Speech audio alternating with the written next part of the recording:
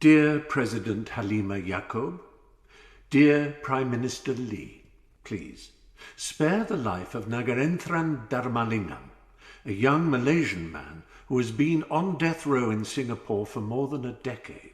Only a presidential pardon can stop his execution, and I'm joining many around the world in asking you to use your powers to grant Nagan clemency. Nagaen doesn't deserve to die. Nagaen has been living with an intellectual disability as defined under international human rights law, and Nagaen's mental state has worsened during his imprisonment. Singapore has always led from the front when it comes to the rights of people with disabilities and championing their inclusion in society.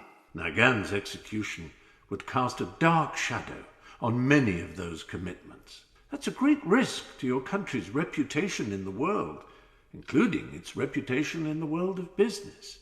Madam President, Prime Minister, with the eyes of the world on Singapore, Nagan's life rests in your hands. And in the name of compassion and mercy, please grant Nagaenthran Dharmalingam clemency.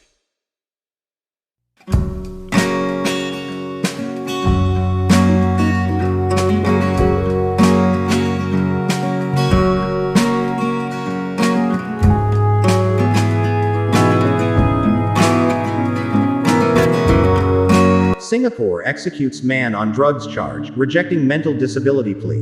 Nagaenthran Dharmalingam had been on death row for more than a decade. A Malaysian drug smuggler has been executed in Singapore, despite pleas for clemency because he was intellectually impaired. Nagaenthran Dharmalingam was caught with about 3 tablespoons of heroin and had been on death row since 2010.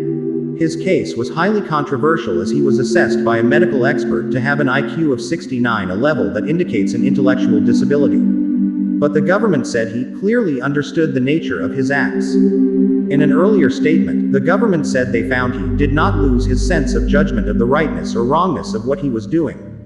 The execution came after a last-ditch appeal by his mother was dismissed on Tuesday. The court said Nagaenthran had been given due process in accordance with the law and had exhausted his rights of appeal and almost every other recourse under the law over some 11 years.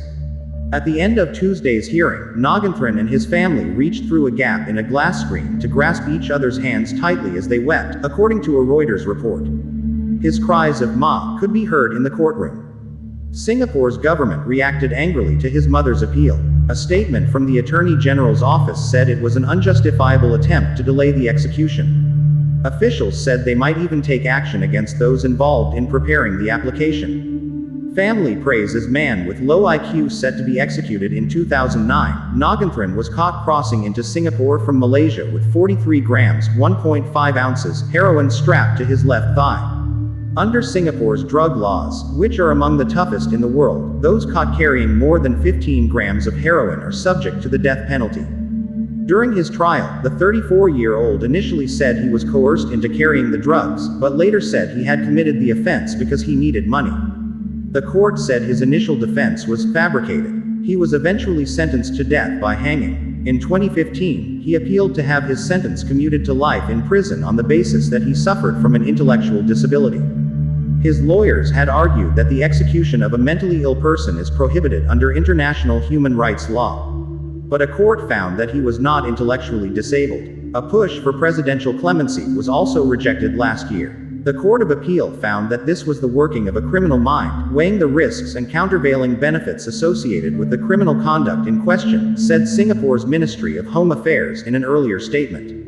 The movement has gained traction on social media, where there has been an unusual outpouring of anger and sympathy, including from the British billionaire Richard Branson and actor Stephen Fry, who oppose capital punishment and called on Singapore to spare Nagaenthran.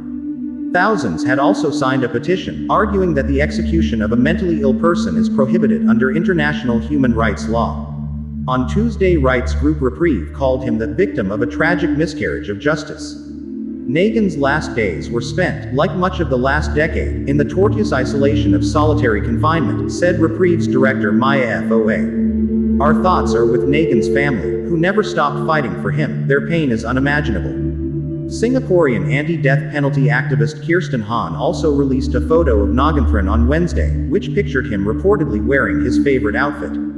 The Singapore government has argued that international law does not prohibit the death penalty and that there is no international consensus on the use of it. They have also argued that under Singapore law, he would not have been given the death penalty if the court had found him to be suffering from an abnormality of mind which substantially impaired his mental responsibility.